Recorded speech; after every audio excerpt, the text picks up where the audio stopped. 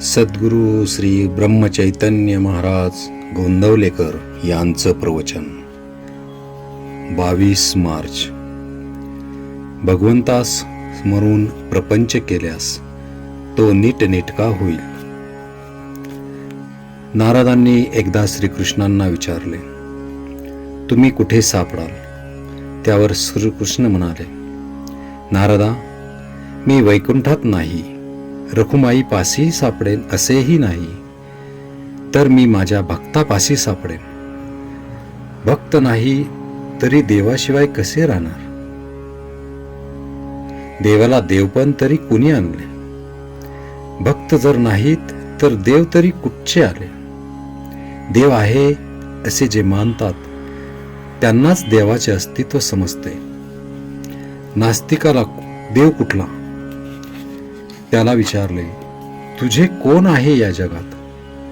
तर तो सांगेल, हे जे सर्व काही आहे, आपले भाऊ, बहीण, बायको, मुले वगैरे नातेवाईक, तसेच प्रपंचात ज्या काही गोष्टी लागतात त्या सर्व माझ्या आहेत. परंतु मग देवाघरची वाट काय? ज्याने जग निर्माण केले त्याला विसरायचे आणि जे उत्पन्न केले ते माझे म्हणायचे, हा परमार्थ होईल काय? तेव्हा देव आहे अशी भावना धरा आणि देवाला दार उघडा, म्हणजे तो सदा सर्व काळ तुमच्या जवळच आहे. भावनेने देव आपलासा केला पाहिजे.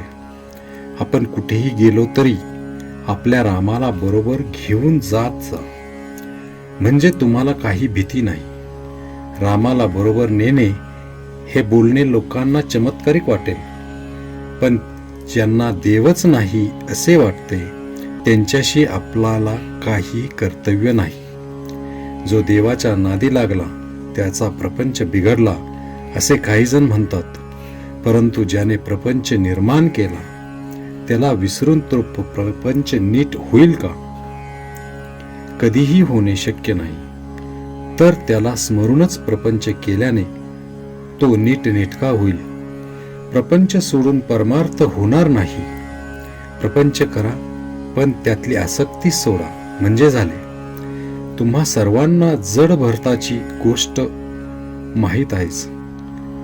भरत जरी सर्व घरदार सोडून वनात गेला तरी तिथे हरिणाची आसक्ती धरलीच. तर हरिण काय आणि माणसे काय? आसक्तीच्या दृष्टीने दोन्ही सारखीच. जोपर्यंत आसक्ती तुटली नाही तोपर्यंत परमार्थ करणे व्यर्थ होय. तरी आसक्ती सोडण्याचा प्रयत्न करा आणि माझा राम सदा सर्व काळ माझ्या मागे पुढे आहे ही भावना धरा.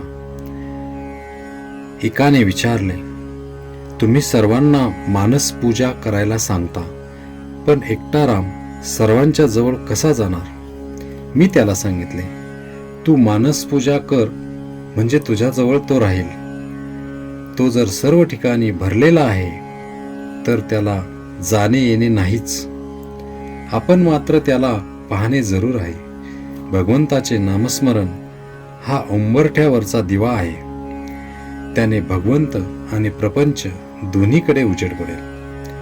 देवावर सर्व सोपवून निश्चिंत होणे हेच अनुसंधान समजावे. श्रीराम जय राम, जय जय राम.